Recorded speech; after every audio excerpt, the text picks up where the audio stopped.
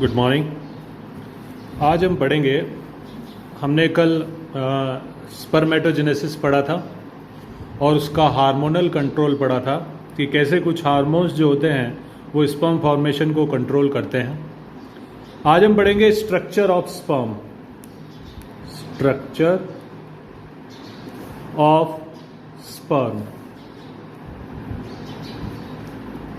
एक human sperm का structure कैसा होता है। एक ह्यूमन स्ट्रक्चर के 3 पार्ट होते हैं। चार पार्ट होते हैं। हेड, नेक, मिडिल पीस और टेल। चौथा पार्ट होता है इसका टेल। हेड, नेक, मिडिल पीस और टेल। सबसे पहले लेते हैं हेड। हेड जो होता है, इसके अंदर होता है हैप्लॉइड न्यूक्लियस, क्योंकि हमें पता है स्पर्म मियोसिस से बनते हैं तो क्रोमोसोम हाफ हो जाते हैं, इसलिए इसको बोलते हैं हम, इसके अंदर हैप्लॉइड न्यूक्लियस होता है और एक कैप जैसा स्ट्रक्चर होता है जिसको हम बोलते हैं acrosome. Here you can see in this diagram, ये स्पर्म का डायग्राम है। ये वाला रीजन कहलाता है हेड। हेड के अंदर हमें दिख रहा है एक हैप्लॉइड न्यूक्लियस है और ऊपर ये कैप जैसा स्ट्रक्चर है जिसको हम क्या बोलते हैं, एक्रोसोम। क्या बोलते हैं, एक्रोसोम। अब इस एक्रोसोम का फंक्शन क्या है। Acrosome is filled with enzyme that penetrates egg membrane. Acrosome के अंदर कुछ लाइटिक एंजाइम भरे होते हैं, ऐसे एंजाइम जो अंडे की झिल्ली को तोड़ते हैं। कहने का सेंस ये है कि जैसे ये हमारा एग हो गया, मैं यहां ड्रॉ कर रहा हूं, है ना, और जब इस पर स्पर्म आता है तो ये कैप जैसा जो स्ट्रक्चर है आगे एक्रोसोम, इसमें कुछ एंजाइम भरे होते हैं। ये एंजाइम इस एग की मेम्ब्रेन को तोड़ देते हैं जिससे स्पर्म का न्यूक्लियस इस अंडे की मेम्ब्रेन से अंदर होकर जा सके। ठीक है भाई, क्लियर है। तो एक्रोसोम का काम क्या है कि ये एग मेम्ब्रेन को पेनेट्रेट करता है जिससे न्यूक्लियस अंदर जा सके, स्पर्म का न्यूक्लियस। तभी तो फर्टिलाइजेशन होगा भाई, मेल और फीमेल गैमेट मिलेंगे तभी तो फर्टिलाइजेशन होगा। ठीक है। सेकंड रीजन है neck. Here you can see in this diagram, ये वाला जो रीजन है इसको क्या बोलते हैं हम, नेक। दिख रहा है, मैं ड्रॉ कर रहा हूं जो। थर्ड वाला पार्ट है middle piece. Middle piece it contain numerous mitochondria. यहां पर माइटोकॉन्ड्रिया लिखा हुआ है, ये माइटो CHO और यहां आगे लिखा है एंड्रिया। ये पूरा कंबाइन पढ़ना है, mitochondria that produce energy for the movement of tail. अब याद रखना, स्पर्म जो अपनी मूवमेंट करता है भाई, जैसे ही मेल फीमेल के अंदर अपने स्पर्म को डिस्चार्ज करेगा, डिस्चार्ज करने के बाद स्पर्म ट्रैवल करते हैं इस तरह से, स्पर्म इस तरह से ट्रैवल करते हैं। ठीक है। तो ये ट्रैवल जो करते हैं वो अपनी टेल की वजह से करते हैं। ये पूंछ हिलती है, इस वजह से स्पर्म आगे मूव करते हैं। ठीक है। तो ये मूवमेंट के लिए जो स्पर्म को जो एनर्जी चाहिए वो कौन देते हैं, माइटोकॉन्ड्रिया। अपन ने छोटी क्लासेस में पढ़ा है, mitochondria is the power house of cell, है ना। तो ये माइटोकॉन्ड्रिया इसको एनर्जी देंगे जिससे स्पर्म आगे ट्रैवल करेगा। ठीक है। मैं इसको एक दूसरे डायग्राम में बता रहा हूं, तुमको देखना है।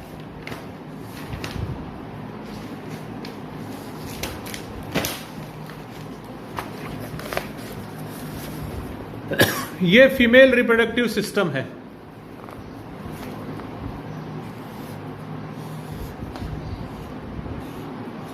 ना। यहां पर एग होता है, मेल यहां से स्पर्म को डिस्चार्ज करता है, तो यहां से स्पर्म ट्रेवल करते हुए जाते हैं यहां तक, है ना।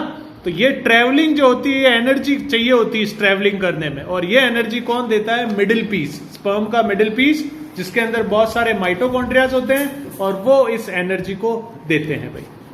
ठीक है। नेक्स्ट है टेल। टेल का क्या फंक्शन है, रेस्पॉन्सिबल फॉर मूवमेंट। स्पर्म जो गति करते हैं, फीमेल के अंदर ट्रेवल करते हैं, वो ट्रेवलिंग जो है वो टेल हिलती है, टेल के हिलने से वो आगे की ओर बढ़ते हैं। और अपन ने पढ़ा था कि मेल एसेसरी ग्लैंड्स जो होती है, सेमिनल वेसिकल, प्रोस्ट्रेट और बल्बो यूरिथ्रल, उन तीनों के सिक्रेशन को हम क्या बोलते हैं, सेमिनल प्लाज्मा। इसमें जब स्पर्म मिल जाते हैं तो इसको हम क्या बोलते हैं, सीमन। है ना, इसको क्या बोलते हैं, सीमन। सीमन वो भाग है जो फीमेल के अंदर डिस्चार्ज होता है, जो मेल फीमेल के अंदर इंजेक्ट करता है वो क्या होता है, सीमन। सीमन में क्या क्या चीजें होती है, एक तो होता है स्पर्म और एक होता है सेमिनल प्लाज्मा। ये स्पर्म का स्ट्रक्चर है, तुम देख सकते हो, ठीक है, ये नोट्स में बना हुआ है, तुम्हें इसको ड्रॉ करना है अपनी कॉपी के अंदर, ठीक है। ये हेड वाला रीजन है, हेड के ऊपर होता है एक्रोसोम, बहुत इंपॉर्टेंट है, बोर्ड में पूछते हैं कि मेन जो एग मेम्ब्रेन को तोड़ता है ताकि स्पर्म और एग का न्यूक्लियस मिल सके, वो कौन तोड़ता है, एक्रोसोम के अंदर भरे हुए एंजाइम्स, ठीक है। नेक, मिडिल पीस और लास्ट वाला रीजन है टेल। क्लियर है भाई। अब मेल रिप्रोडक्टिव सिस्टम का स्ट्रक्चर यहां खत्म होता है, अब अपन आ रहे हैं फीमेल रिप्रोडक्टिव सिस्टम की ओर।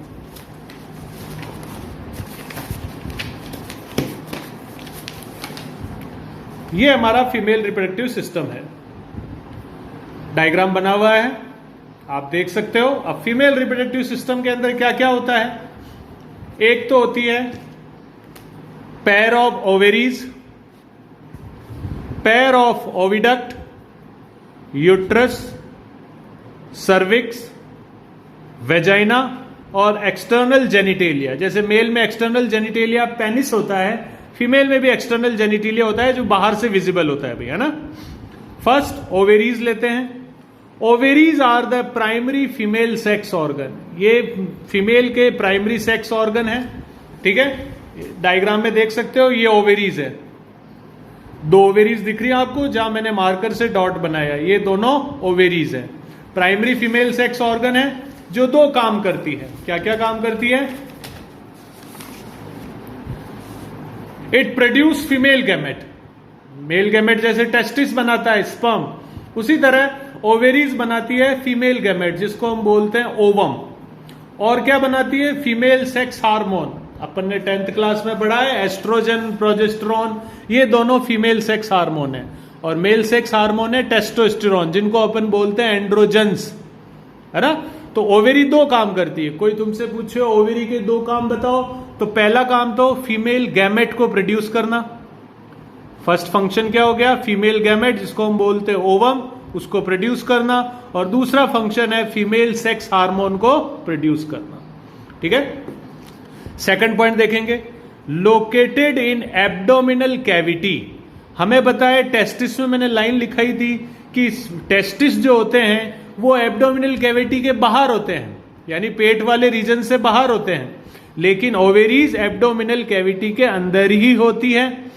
और कनेक्ट टू पेल्विक वॉल, जो अपनी हिप होता है, हिप्स, है ना, बम, हिप्स की वॉल से लिगामेंट के थ्रू कनेक्ट रहते हैं। ये नीट में याद रखना है, बाकी बोर्ड वाले नहीं पूछते। लेंथ इसकी 2 से 4 सेंटीमीटर होती है, ठीक है।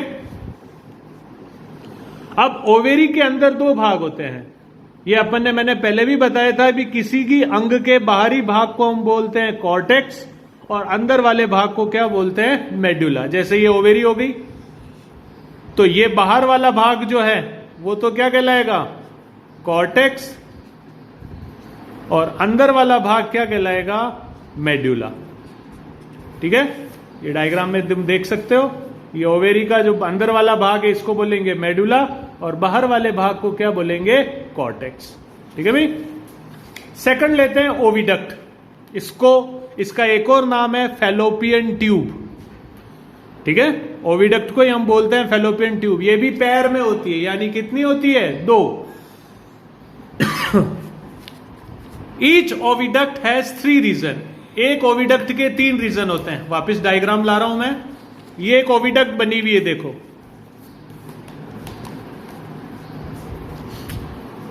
ये एक ओविडक्ट है, इसके 3 हिस्से हैं।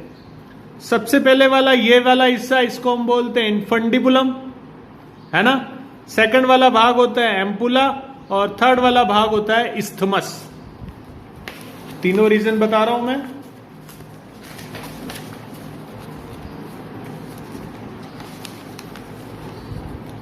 इनफंडिबुलम, एम्पुला और थर्ड वाला पार्ट होता है इस्थमस।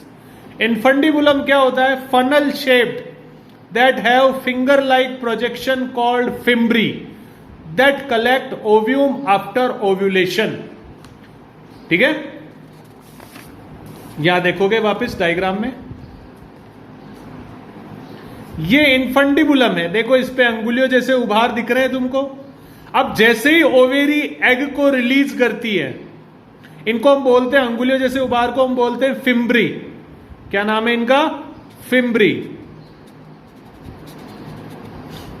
ये फिम्ब्री क्या करते हैं, जैसे ही ओवेरी एग को निकालेगी, इस एग को ये सबसे पहले क्या करते हैं? कलेक्ट करते हैं। ठीक है, तो इनफंडिबुलम का क्या फंक्शन हो गया? इनफंडिबुलम पर कुछ फिंगर जैसे प्रोजेक्शन होते हैं जिनको हम बोलते हैं फिम्ब्री। ओवेरी जैसे ही एग निकालेगी, सबसे पहले इस एग को कौन रिसीव करते हैं? ये फिम्ब्री। फिर ये सेकंड वाला भाग है एम्पुला और थर्ड वाला भाग है इस्थमस। ये दिख सकते हो, ये एम्पुला है और ये इस्थमस है। यहां पर एक चीज याद रखनी है कि फर्टिलाइजेशन जो होता है, फर्टिलाइजेशन जो होता है वो कहां पे होता है? Ampulla, ampulla isthmus junction. ठीक है, देखोगे इस डायग्राम में स्पर्म यहां से आएंगे, स्पर्म यहां से आएंगे और ये स्पर्म भी यहां पर आएंगे और एग जो है वो भी यहां से होकर यहां तक आएगा। तो फर्टिलाइजेशन जहां पर एम्पुला और इस्थमस दोनों जुड़ रहे हैं वहां पर फर्टिलाइजेशन होता है। कोई तुमसे पूछे फीमेल रिप्रोडक्टिव सिस्टम में फर्टिलाइजेशन कहां होता है, तो क्या बोलोगे? एम्पुला इस्थमस जंक्शन पे, ओविडक्ट के अंदर होता है फर्टिलाइजेशन। फर्टिलाइजेशन का मतलब मेल और फीमेल गैमेट का मिलना। कहां होता है? एम्पुला इस्थमस जंक्शन पर। ये इस्थमस है, ये एम्पुला है, जहां पर ये दोनों जुड़ रहे हैं। मान लो ये दोनों यहां पर जुड़ रहे हैं तो फर्टिलाइजेशन भी यहीं होगा। स्पर्म भी नीचे से यहां तक आएंगे और एग भी यहां से यहां तक आएगा। ठीक है भाई, चलिए भाई नेक्स्ट पार्ट लेते हैं हमारा। ये देखो लिखा हुआ है मैंने, fertilisation takes place at ampulla isthmus junction. Third आता है हमारा यूट्रस, इसको हम बोलते हैं गर्भाशय। इसका एक और नाम है वॉम्ब। क्या नाम है? वॉम्ब। शेप जो होता है वो होता है इसका इन्वर्टेड पियर। इन्वर्टेड पियर मतलब उल्टा नाशपति। ठीक है, the wall of uterus has 3 layer of tissue. Uterus की दीवार पे 3 लेयर्स होती हैं, देख सकते हो। वापस डायग्राम बता रहा हूं मैं तुमको, वापस डायग्राम पर आते हैं। यूट्रस की वॉल के बाहर सबसे 3 लेयर होती है। सबसे बाहर जो होती है उसको हम बोलते हैं पेरीमेट्रियम। ये सबसे बाहर वाली लेयर है, इसको हम क्या बोलेंगे? पेरीमेट्रियम। ये जो मिडिल लेयर है इसको क्या बोलेंगे? मायोमेट्रियम। और सबसे अंदर वाली जो लेयर है ये वाली, इसको हम क्या बोलते हैं? एंडोमेट्रियम। तो यूट्रस की दीवार पे 3 लेयर्स हैं, सबसे बाहरी पेरीमेट्रियम, बीच वाली मायोमेट्रियम और थर्ड वाली है एंडोमेट्रियम। तीनों लेयर्स दिखा रहा हूं मैं।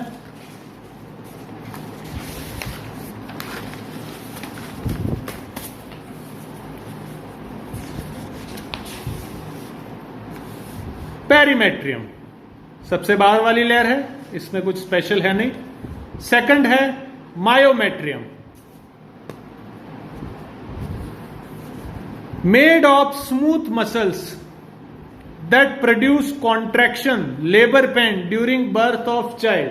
हमें पता है जब चाइल्ड का बर्थ होता है, जब बेबी की डिलीवरी होती है तो फीमेल को बहुत पेन होता है, सबको पता है। उस पेन को हम क्या बोलते हैं? Labour pain.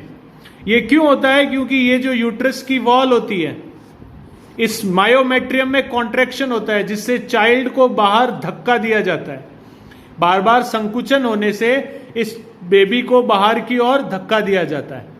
ठीक है, तो जो ये पेन होता है वो बच्चे के बर्थ के समय जो पेन होता है वो मायोमेट्रियम की वजह से होता है, क्योंकि वह मसल्स का बना होता है और इसमें कॉन्ट्रैक्शन होते हैं। इस कॉन्ट्रैक्शन से बच्चे को बाहर धकेला जाता है ताकि बॉय की डिलीवरी हो सके। और थर्ड लेयर है एंडोमेट्रियम, ग्लैंडुलर लेयर। ये किसकी बनी होती है? ब्लड वेसल्स की। एंडोमेट्रियम किसकी बनी होती है? ब्लड वेसल्स की। मायोमेट्रियम किसकी बनी होती है? मसल्स की, पेशियों की। और ये ब्लड वेसल्स की बनी होती है। और ये किस में भाग लेती है? मेंस्ट्रुअल साइकिल में। एंडोमेट्रियम किस में भाग लेता है? मेंस्ट्रुअल साइकिल में। हर फीमेल के अंदर हर महीने, ह्यूमन फीमेल के अंदर हर महीने एक कॉम्प्लेक्स साइकिल होता है जिसको हम बोलते हैं मेंस्ट्रुअल साइकिल। ठीक है, वो अभी आगे आएगा, अपन पढ़ेंगे भैया ना। ये वापस देख लो एक बार डायग्राम में, ये पेरीमेट्रियम, ये बीच वाली मायोमेट्रियम, इसमें कॉन्ट्रैक्शन होते हैं जिससे यहां जो अगर बेबी डेवलप हो रहा होता है उसको बाहर धकेला जाता है। ठीक है, और लास्ट वाली लेयर है एंडोमेट्रियम, ये ब्लड वेसल्स की बनी होती है जो मेंस्ट्रुअल साइकिल में पार्टिसिपेट करती है। मेंस्ट्रुअल साइकिल क्या होता है ये अभी आगे आने वाला है भाई। ठीक है, फिर नेक्स्ट पार्ट है हमारा सर्विक्स। सर्विक्स, यूट्रस ओपन्स इन वेजाइना थ्रू सर्विक्स। अब इस डायग्राम में देखोगे यहां ये यूट्रस खत्म हो रहा है। ठीक है, फिर यूट्रस ओपन होता है इस जगह पे, इसको हम बोलते हैं सर्विक्स। क्या बोलते हैं? सर्विक्स। और ये जो कैविटी होती है अंदर, इसको हम बोलते हैं सर्वाइकल कैनाल। और ये जो बाहर वाला भाग है इसको हम बोलते हैं वेजाइना। मेल जो अपने स्पर्म होता है वो इसी वेजाइना में डिस्चार्ज करता है। वेजाइना से होते हुए स्पर्म जाते हैं भाई। ठीक है, अब ये पढ़ेंगे तो यूट्रस और वेजाइना के बीच में जो हिस्सा होता है इसको हम बोलते हैं सर्विक्स। सर्विक्स की जो कैविटी होती है इसको हम बोलते हैं cervical canal. Cervical canal plus vagina, ये जो सर्वाइकल कैनाल है और प्लस ये वेजाइना, इन दोनों को मिलाकर हम बोलते हैं बर्थ कैनाल। क्या बोलते हैं? बर्थ कैनाल, जन्म नाल। इसी से बच्चा बाहर आता है। देखो बच्चा जो होता है वो यूट्रस में डेवलप होता है, फिर 9 महीने की प्रेगनेंसी होने के बाद ये इसी रास्ते से वापस बाहर आता है। ठीक है, चलिए भाई, और लास्ट है हमारा फीमेल एक्सटर्नल जेनिटेलिया।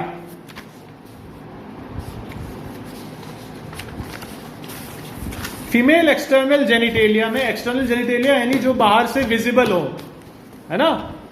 अब जैसे टेस्टिस आपको बाहर से नहीं दिखेगा पर पेनिस आपको बाहर से दिखेगा, इसलिए पेनिस एक एक्सटर्नल जेनिटेलिया है। उसी तरह फीमेल के अंदर जो एक्सटर्नल जेनिटेलिया होता है उसके ये भाग होते हैं: mons pubis, labia majora, labia minora, third भाग। चौथा भाग होता है हाइमन, और पांचवा भाग होता है क्लाइटोरिस। ठीक है, पांचों भाग बता दूं, वापिस नाम बोल रहा हूं। सबसे पहले mons pubis, labia majora, labia minora, चौथा भाग है हाइमन, और पांचवा है क्लाइटोरिस जो कि नेक्स्ट पेज पे है भाई, है ना। सबसे पहले लेते हैं मॉन्स प्यूबिस।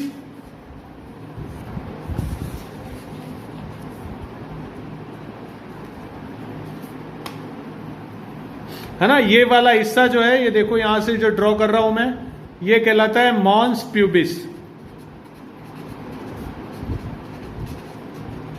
ठीक है, ये फैटी टिश्यू का बना होता है और यहां पर कुछ हेयर्स होते हैं। क्या होते हैं? कुछ हेयर्स। मॉन्स प्यूबिस के नीचे होता है labia majora, fleshy fold of tissue below mons pubis, है ना। मॉन्स प्यूबिस के नीचे जो ये सबसे बाहर वाला भाग है इसको क्या बोलते हैं? लेबिया मेजोरा। लेबिया मेजोरा के अंदर होता है थर्ड वाला भाग लेबिया माइनोरा। ठीक है, तीनों इससे क्लियर में आ गए। देखो, लेबिया मेजोरा होता है मॉन्स प्यूबिस के नीचे और लोकेटेड अंडर लेबिया मेजोरा। ये लेबिया मेजोरा के अंदर कौन होता है? Labia minora. ठीक है, ये दो छेदों को सराउंड करता है। एक तो होती है वेजाइनल ओपनिंग और एक होती है यूरिथ्रल ओपनिंग। जैसे मैंने मेल में बताया था, मेल के अंदर यूरेथ्रा ही दोनों चीजों को करती है। यूरेथ्रा से ही यूरिन भी जाता है और स्पर्म भी बाहर निकलते हैं। तो मेल में तो एक ही नली होती है, एक ही पोर होता है, लेकिन फीमेल के अंदर 2 पोर होते हैं। एक पोर होता है नीचे वाला होता है वेजाइनल पोर, है ना, यहां में स्पर्म अंदर एंटर करते हैं, और ये होता है यूरिथ्रल पोर, यूरिन के पासेस के लिए ये दूसरा पोर होता है जिसको हम बोलते हैं यूरिथ्रल पोर। ठीक है, तो ये दोनों छेद जो होते हैं वो किसके अंडर होते हैं? लेबिया माइनोरा के अंदर। वेजाइनल ओपनिंग जिसमें वेजाइना में ओपन होता है, और यूरिथ्रल ओपनिंग यूरिन को बाहर निकालने के लिए। ठीक है, अब ये जो वेजाइनल ओपनिंग होती है, ये वेजाइनल ओपनिंग जो है, यहां पर एक मेम्ब्रेन होती है जिसको हम बोलते हैं हाइमन। नोट्स में लिखा हुआ है, डायग्राम में भी देख लेना। इस ओपनिंग को हम क्या बोलते हैं? यहां एक मेम्ब्रेन होती है जिसको हम बोलते हैं हाइमन। जब फीमेल का फर्स्ट सेक्सुअल कांटेक्ट होता है, जब फीमेल का फर्स्ट सेक्सुअल कांटेक्ट होता है, तब ये हाइमन जो होती है वो ब्रेक हो जाती है। It break during first sexual intercourse. जब फीमेल पहली बार सेक्सुअल कांटेक्ट करती है किसी मेल के साथ, तो ये हाइमन ब्रेक हो जाती है।